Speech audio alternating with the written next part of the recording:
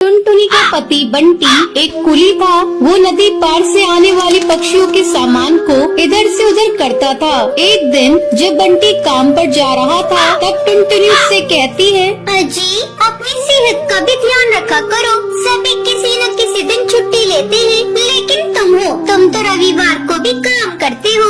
अरे पगली, अगर काम नहीं करूँगा तो घर कैसे चलेगा? तू तो माँ बनने वाली है, बच्चों का खर्चा बढ़ेगा। अगर काम नहीं करूँगा तो अपने बच्चों को अच्छी जिंदगी कैसे दूंगा?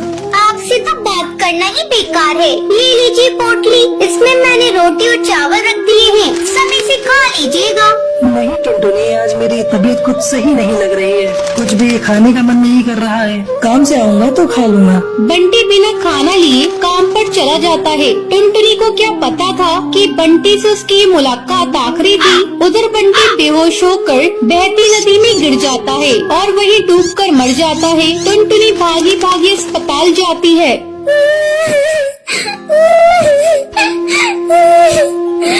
बंटी, ये क्या हो गया? सब कुछ एक पल में खत्म हो गया। अब ये बच्चा किसे अपना पापा कहेगा? मैं तुम्हें कई बार समझा रही थी अपनी सेहत का ध्यान रखो, लेकिन तुम तो मेरी बात मानते ही नहीं। अब मैं क्या करूं बंटी? समय तेजी से पंख लगाकर उड़ने लगता है। टुनटुनी एक बच्ची को जन्म देती है। एक दिन टुनटुनी के पास डाकिया एक खत लेकर आता है। अरे ये खत तो कड़कनाथ सेठ की कंपनी की तरफ से आया है और मुझे बंटी की जगह कुली की नौकरी दी गई है। मुझे अपनी बच्ची की नौकरी करनी ही होगी, तभी मैं उसे एक अच्छे स्कूल में पढ़ा पाऊंगी और उसे बेहतर भविष्य दे सकूंगी। अगले दिन से ही टुनटुनी कुली बनकर पक्षियों का बोझ उठाती थी। जब भी नदी के उस पार से कोई पक्षी आता था, टुनटुनी तेजी से उन पक्षियों के पास पहुंच जाती थी। बहन जी, क्या मैं आपका बोझ उठा लूं? अरे तुम तो एक चिड़िया हो, क्या तुम इतने बोझ को उठा सकती हो? हाँ हाँ बहन जी, मैं सारे बोझ को उठा लूंगी। बहन जी, मैंने अपनी जिंदगी में इतना बोझ उठा लिए है, ये बोझ तो उसके आगे कुछ नहीं है। क्यों, क्या हुआ? और तुम ये तुम्हारी बेटी को साथ में लेकर क्यों घूम रही हो? तुम्हारे पति कहाँ हैं? वो नहीं कमाते हैं क्या? क्या करिएगा बहन जी, मेरी दुख भरी कहानी सुनकर रोज इस नदी किनारे पे कई पक्षी आते हैं और मेरी दुख भरी कहानी सुनते हैं, लेकिन कोई मेरी मदद नहीं करता।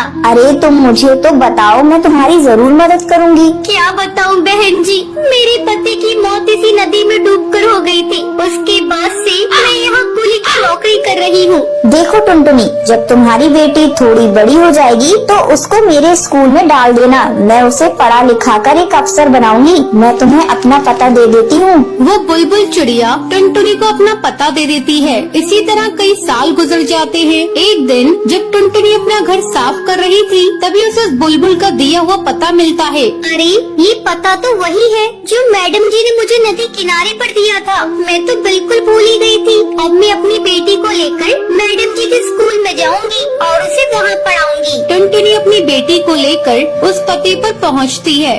आओ आओ टुनटुनी, बहुत दिन हो गए तुमसे मिले।